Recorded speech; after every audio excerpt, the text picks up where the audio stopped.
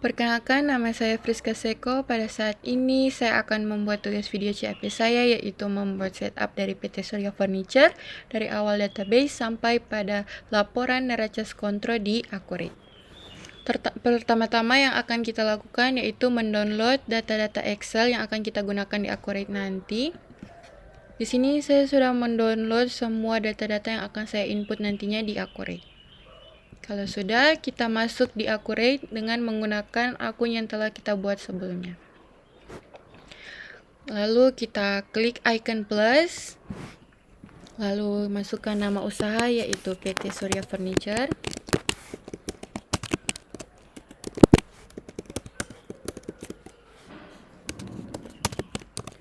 Video dengan nama saya yaitu Friska Seko. Di bagian bidang usaha, kita pilih others atau lainnya, lalu klik buat data usaha.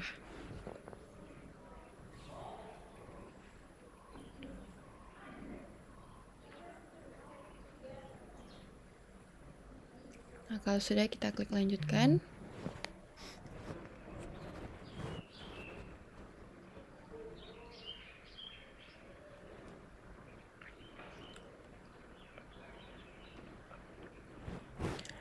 Di sini sudah tertulis nama usaha, sisa kita untuk mengisi kategori usaha yaitu distributor. Nah, tanggal mulai data kita lihat di soal yaitu tanggal 31 Desember 2018. Kita ketik saja 31/12/2018. Kalau sudah, metode biaya persediaan yang kita gunakan yaitu FIFO. Kita klik selanjutnya. Di bagian sini yang kita centang yaitu Accurate Online. Lalu selanjutnya, untuk diingatkan kembali, teman-teman di bagian sini kita tidak centang ya, kita nonaktifkan, lalu kita klik selesai.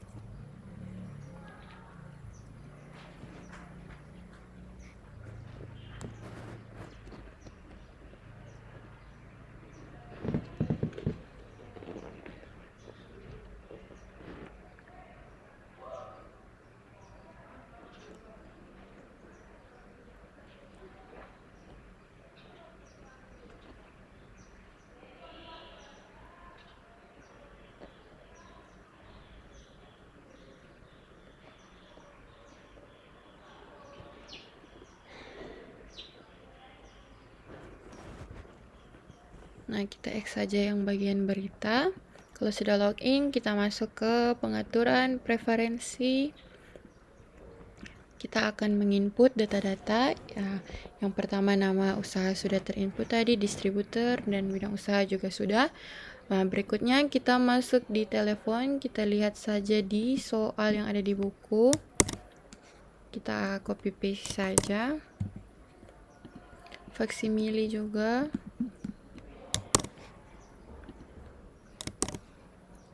Email,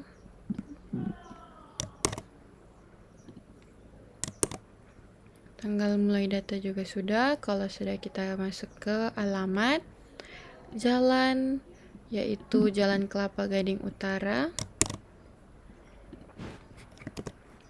kota atau kabupaten yaitu DKI Jakarta, kode pos yaitu yang ini, kita copy saja lalu paste di sini. Kalau sudah, kita klik icon simpan. Nah, berikutnya kita kembali ke buku.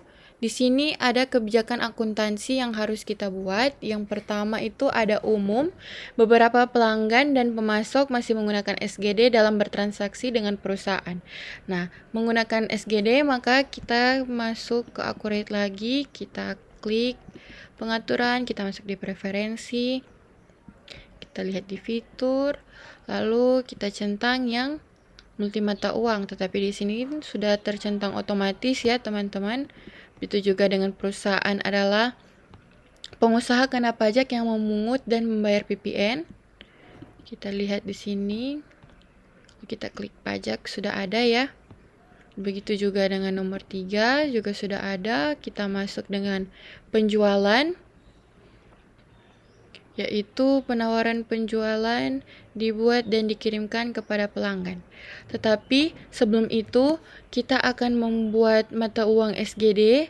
Jadi kita klik dulu perusahaan.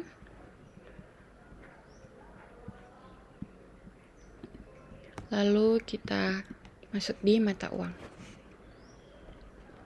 Kita lihat di sini belum ada SGD, maka kita akan menambahkan Singapura dolar. Kalau sudah, kita save.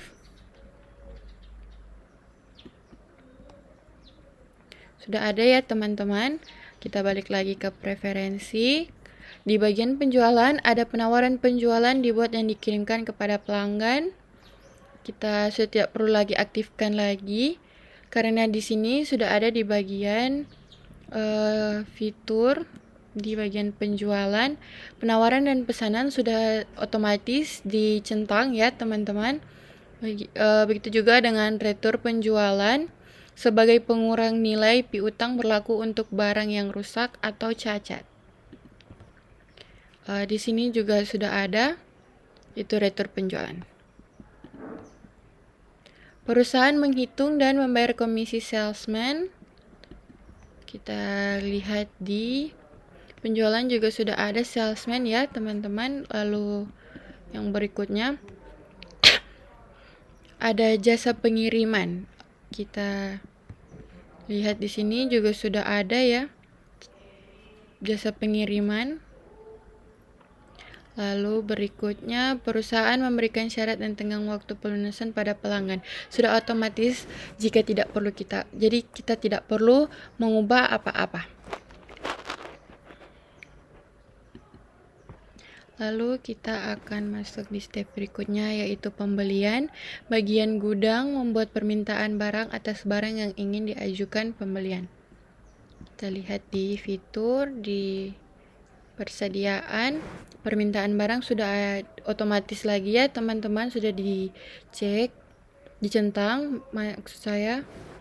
Lalu bagian accounting membuat PO atau purchase order kepada pemasok yang terpilih. Kita masuk di fitur, kita masuk di pembelian, lalu pesanan pembelian juga sudah dicentang. Dalam proses pembelian barang, proses pengirimannya diproses oleh pemasok lain atau forwarder, itu sudah otomatis ada.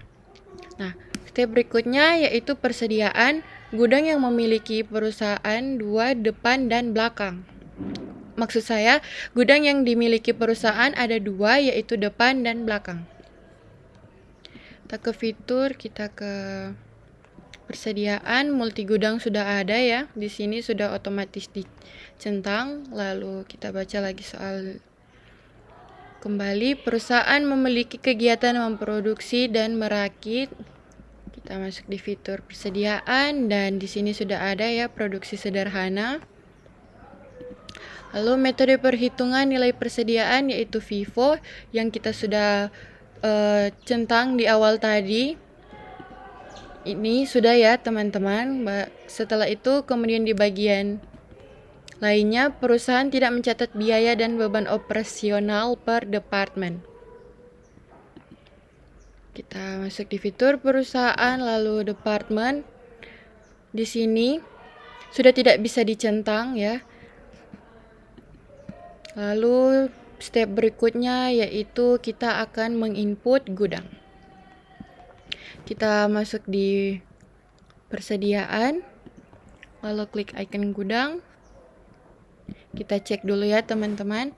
Di sini belum ada gudang depan dan belakang, maka kita akan menginputnya. Yang pertama itu depan, lalu kita klik save. Setelah itu belakang. Lalu kita save lagi. Kita cek lagi apakah sudah ada. Sudah ya teman-teman, di sini sudah terinput. Maka step berikutnya kita akan import daftar akun. Kita klik buku besar, kita masuk di akun perkiraan. Di sini dihilangkan saja, lalu kita klik yang import data. import dari Excel yang sudah kita download tadi, yang di awal sudah saya jelaskan. Nah, di sini kita pilih daftar akun, lalu upload. Lalu kita unggah. Di sini kita tidak akan mengubah apapun, jadi kita klik lanjutkan. Di bagian sini jangan lupa untuk centang bagian ini. Lalu kita lanjutkan.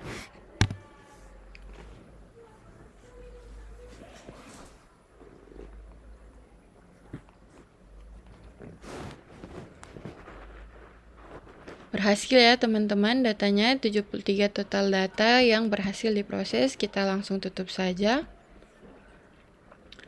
Lalu kita akan import barang dan jasa. Kita klik saja.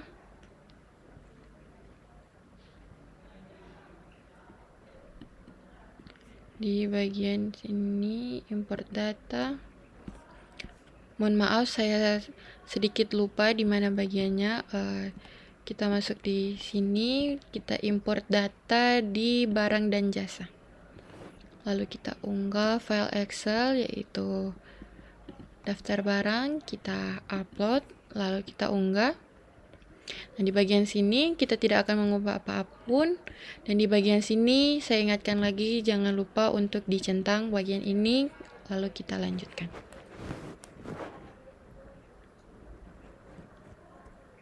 (12) data telah berhasil diproses, kita tutup, kita balik lagi untuk mengimport daftar dari pelanggan.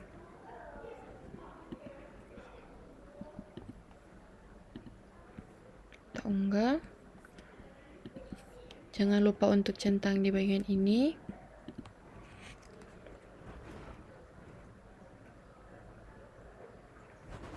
Kalau sudah, kita tutup. Kita balik, lalu kita impor pemasok.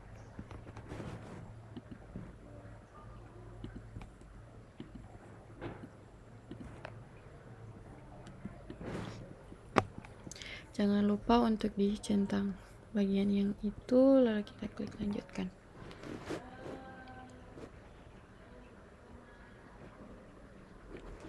Setelah sudah, kita akan mengimport di soal yaitu tanah, gedung, dan peralatan. Jadi kita akan mengimport aset tetap, kita masuk di aset tetap, lalu kategori aset. Kita cek dulu ya teman-teman. Di sini belum ada, maka kita akan tambahkan yang baru yaitu tanah. Kita klik save. Setelah tanah, kita ketik lagi gedung, lalu peralatan.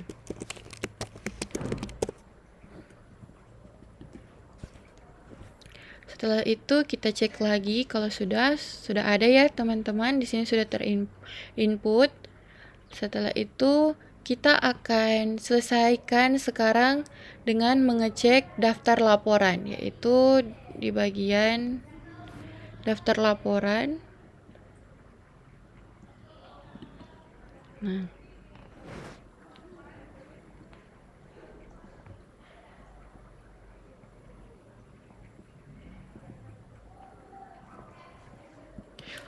mohon maaf sebelumnya, sebelum kita akan mengecek balance, kita ada satu step yang saya terlewatkan, yaitu masuk di aset tetap. Kita masuk di aset tetap, kita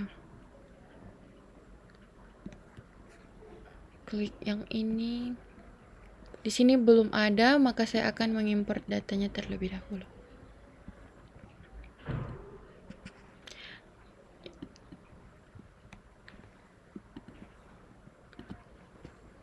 Di bagian sini kita tidak akan merubah apapun, lalu kita klik lanjutkan.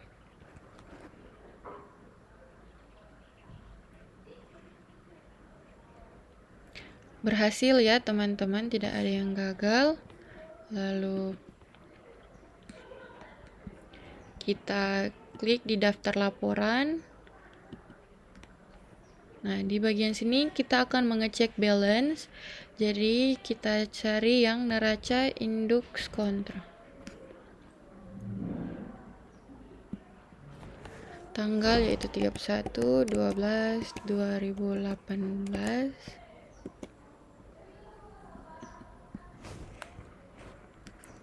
Kita cek.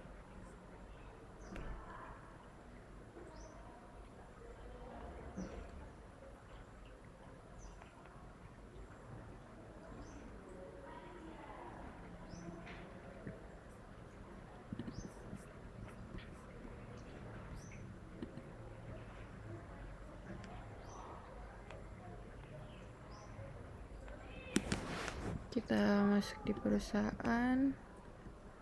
Kita cari proses akhir bulan.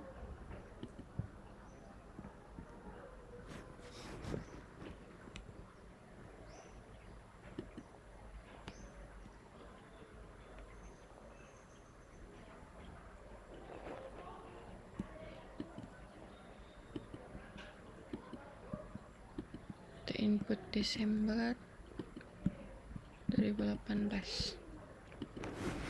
Kita save.